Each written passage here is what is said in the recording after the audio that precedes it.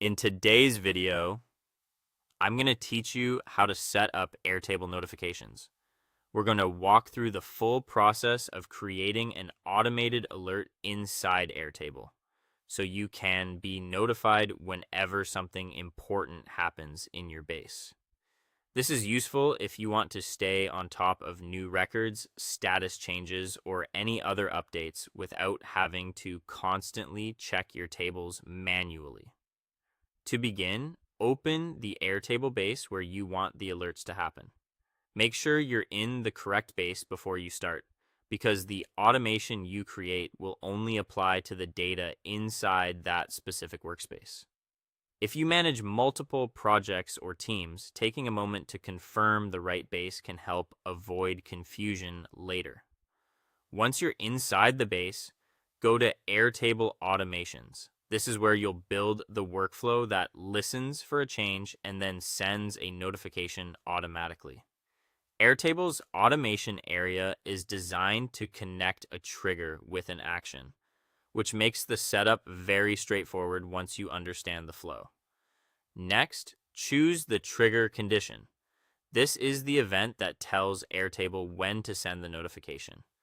For example, you might want the alert to go out when a new record is created or when a status field is updated.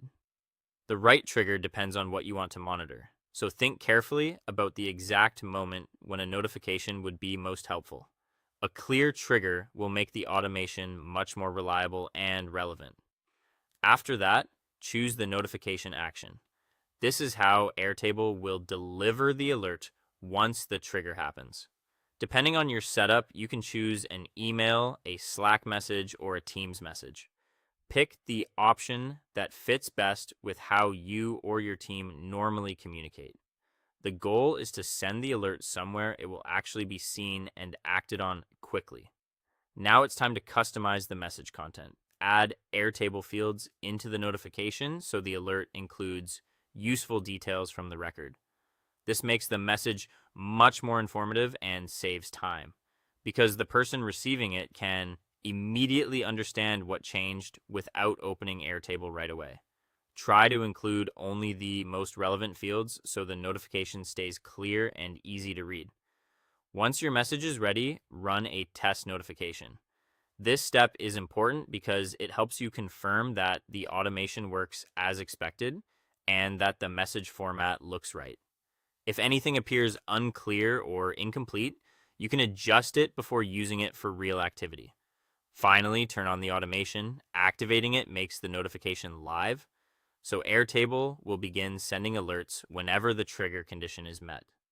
And that's it. You now have an automated notification system in Airtable that helps you stay updated more efficiently.